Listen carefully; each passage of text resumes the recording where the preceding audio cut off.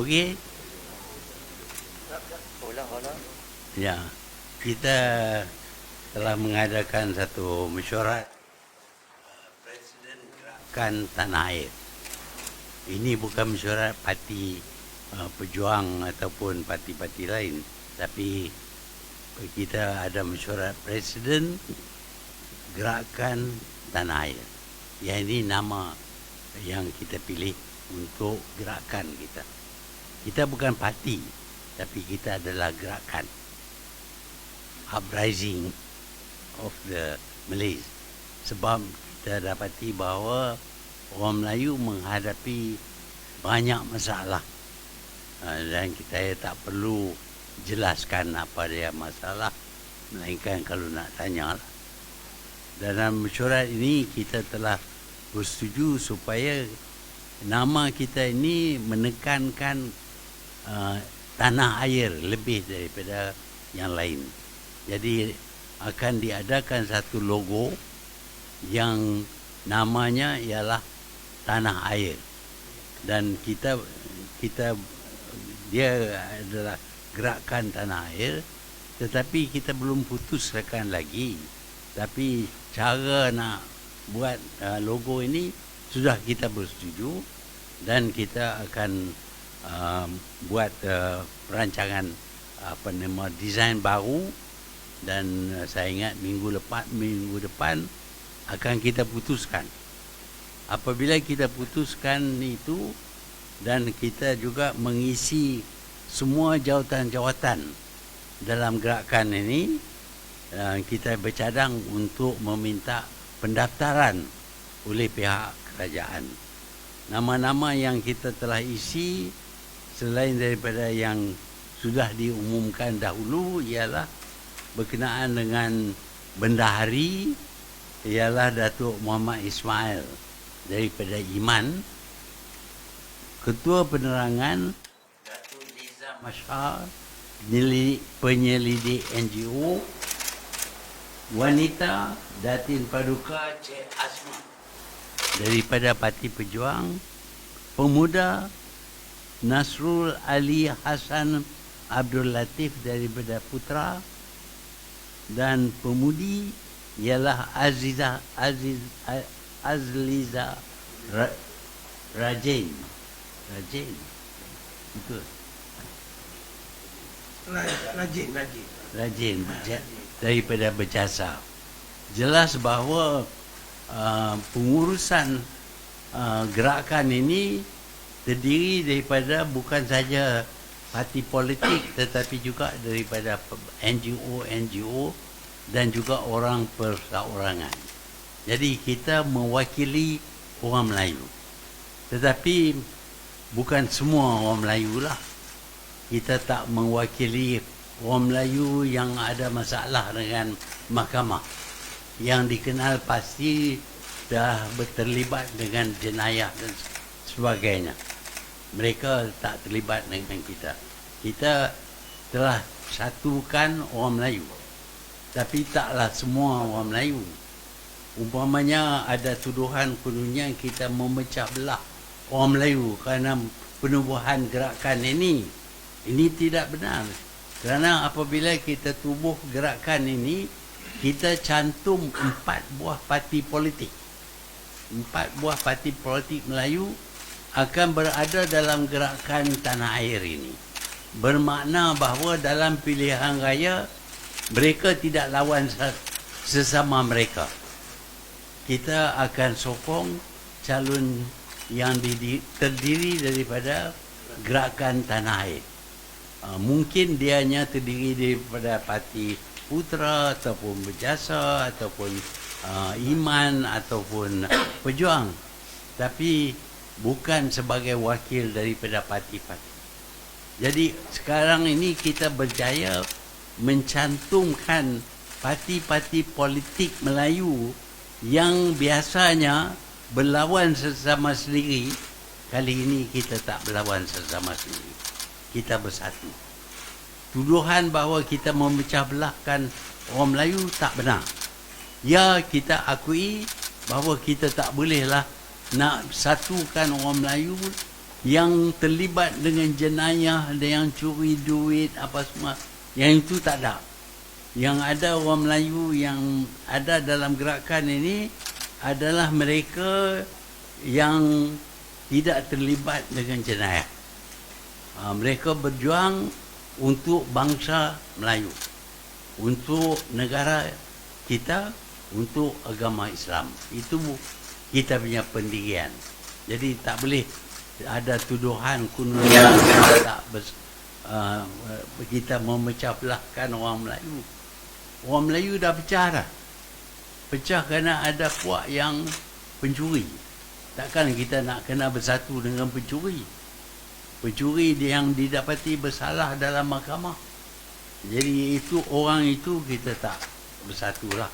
Tapi kita bersatu bersama dengan orang-orang Melayu yang harap akan dapat mendirikan kerajaan yang bersih.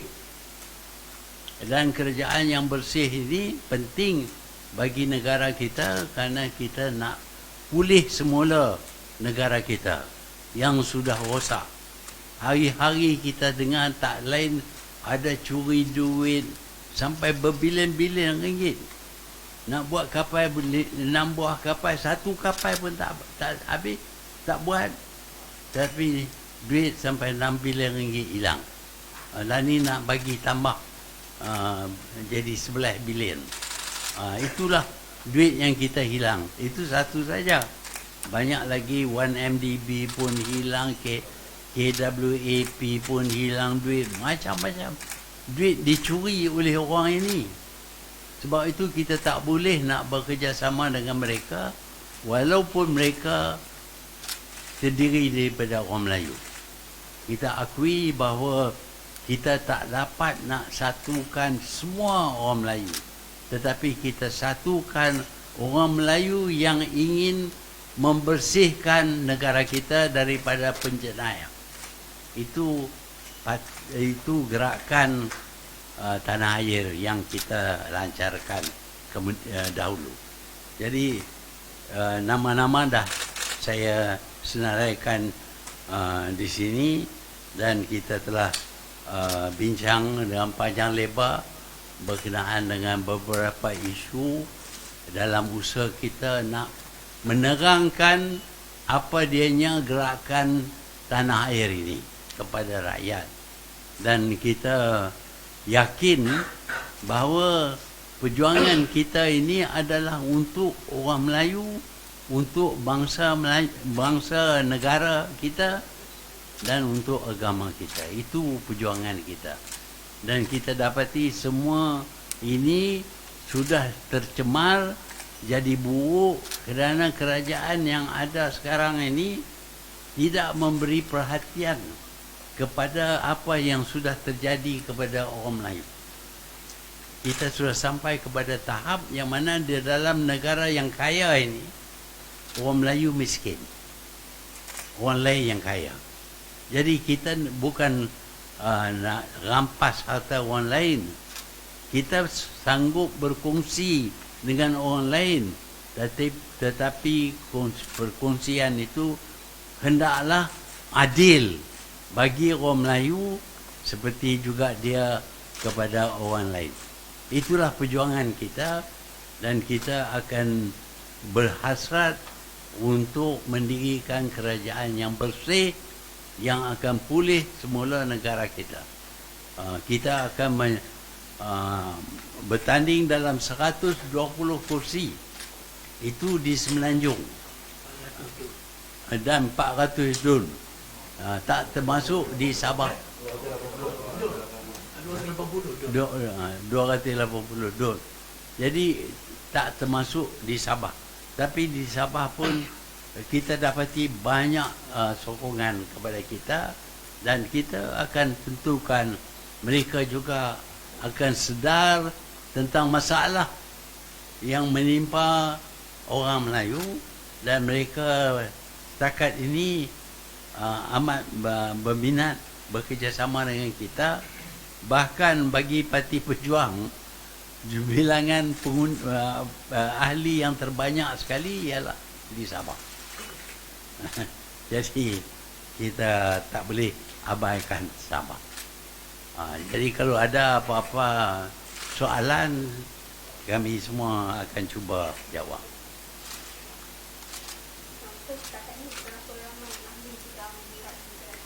Ahli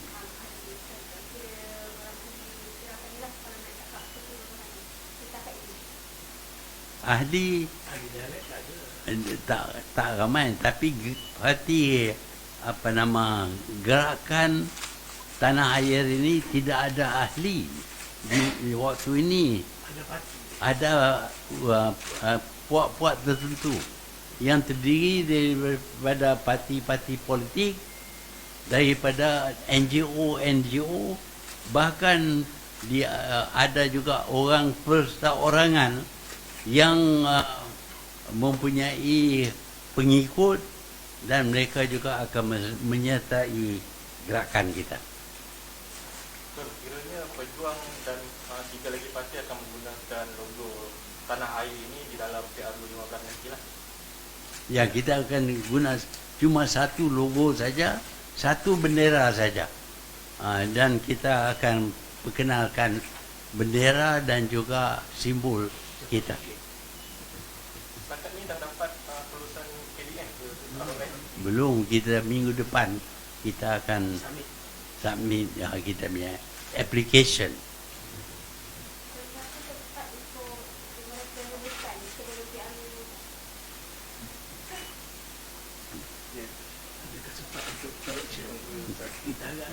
Tak tahulah kalau PR ni registrar buat lambat-lambat, tak tahulah.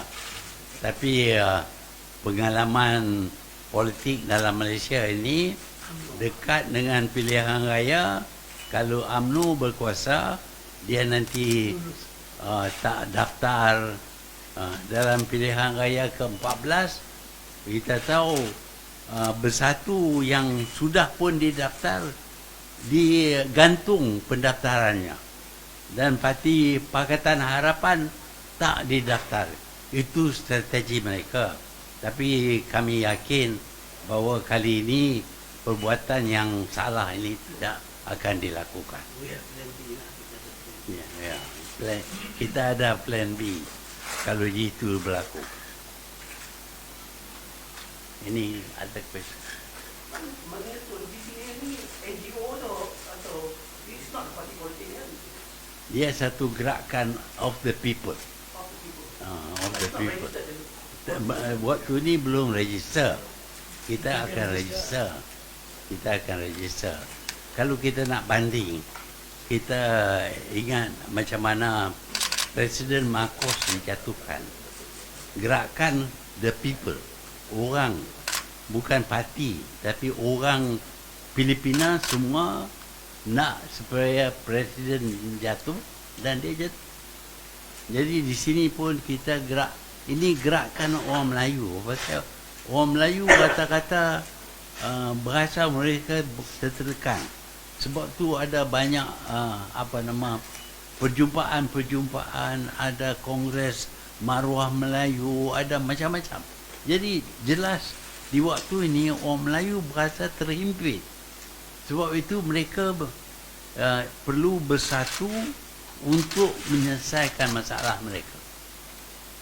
Tun, adakah Tun yakin gerakan ini akan membuahkan hasil yang ketika menjelang PRU15, kerana ada pandangan bahawa ketika pemerintah juga agenda untuk Melayu Islam ini sepatutnya diperjuangkan, bukan hanya melalui gerakan ini, Tun? Ya, kita nak berjuang untuk semua, bukan saja untuk orang Melayu. Tetapi orang Melayu pada kebiasaannya mereka ingin dapat wakil mereka terdiri daripada orang Melayu. Lagipun kita nak lawan dengan parti Melayu yang jahat, parti Melayu yang tipu, parti Melayu yang curi duit, macam-macam. Kita nak lawan dengan mereka. Kalau kita tak Melayu, mereka orang Melayu tak akan sokong itu. You said that you don't want to work with some third parties and everything. But should there a situation arise where GK would need to work with Pakatan to form a government, would you consider Well, we will be very selective in working. Maybe we cannot get more than 50% of the seats, in which case, of course, we have to get support from other parties, but we will choose the parties. We will not work with people who are criminals.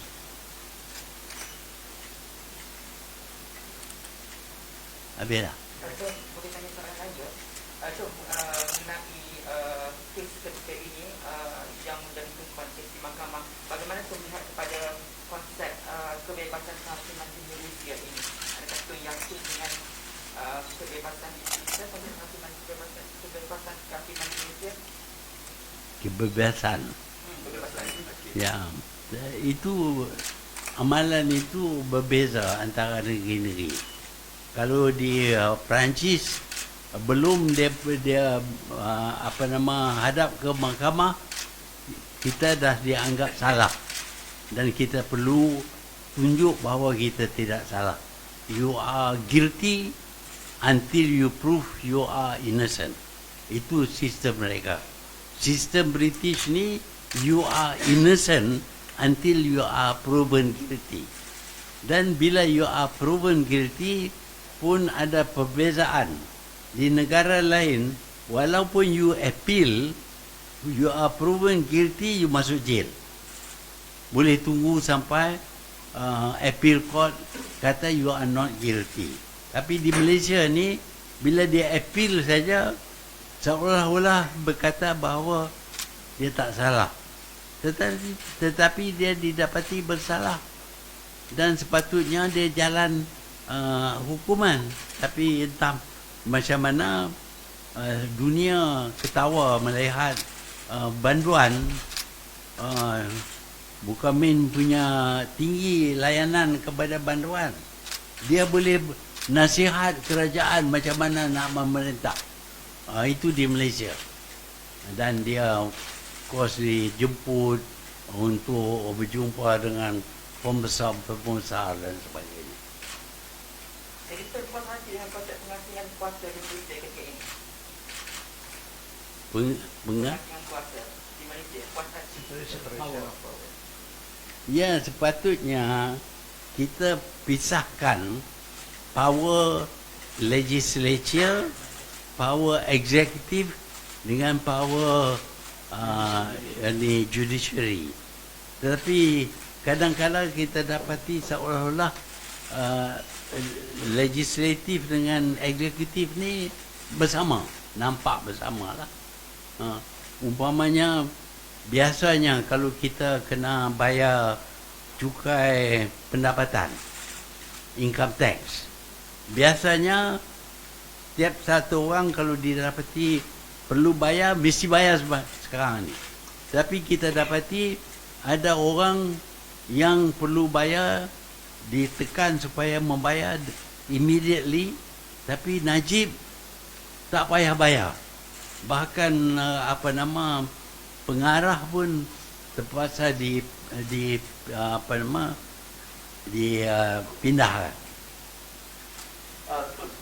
Sekiranya UMNO sudah dibersihkan dan meaning semua berjenayah, penyamun and everything sudah tiada lagi dalam UMNO, will GTA then consider working with UMNO?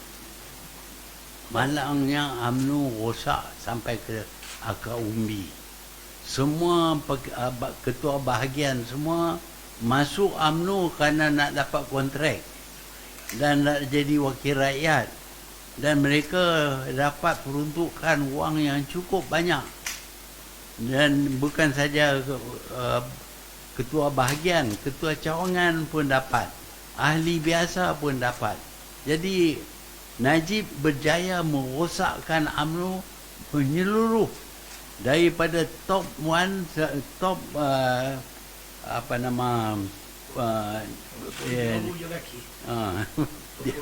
sampai ke akar umbi, semuanya kotor belaka. Bila kita ada pilihan raya di Johor, orang pejuang telefonlah kawan-kawan, sila tolonglah undi pejuang. Apa jawapannya? Nak bagi berapa?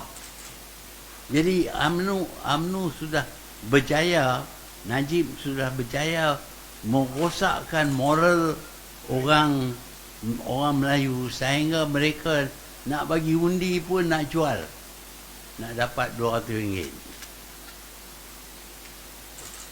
Ada lagi? Boleh ulang kita tak pasal projek kapal SPS yang sekarang ni.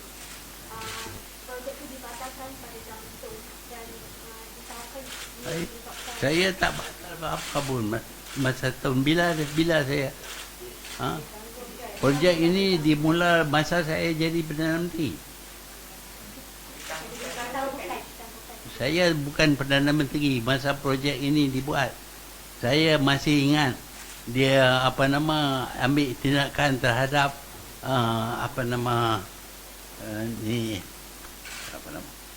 Penang Chem. Amin Shah. Dia ambil tindakan, dia lari daripada sini. Bastard ambil dia punya syarikat. Bastard dapat projek. Pada masa itu saya bukan Perdana Menteri lagi. Macam mana nak kata saya tahu itu ini? Tahulah, Najib boleh bohong. Zahid boleh bohong. Kononnya nama saya Koti. Iskandar Koti. Ada pendaftaran. Bila minta pendaftaran tak tunjuk, sunyi. Ini fitnah, cakap bohong. Semua ni mereka tak peduli dan kadang-kadang ada orang percaya. Bersumpah. Tak jumpa dengan Altan Tuya, tapi dia punya bodyguard kata di London dia berjumpa. Tapi tak panggil lah. Witness macam tu kita tak panggil dalam mahkamah. So just I think last one on Dato' Sri Najib. What do you think of the SRC trial? He has been trying to delay the trial. You know, he changed his law firm, he wanted to produce new evidence, and now he requested for postponement. Do you think that he's doing all this to further delay until the general election or something? Yes. Yeah, what he wants to do is to delay everything so that during general election he is still not guilty. He's still appealing. Yeah, but it is up to the courts to decide. We place our faith in the courts of Malaysia. But we can see that he has 4 years after he was charged in court, still he is still free. The whole world knows America has found him guilty, but in Malaysia he is wearing necktie, very very smart, and goes to parliament and tells the government what to do, macam mana nak buat, macam mana nak curi duit. Itulah advisor to the government. Okay, alright. Thank you. Thank you, Don. Thank you.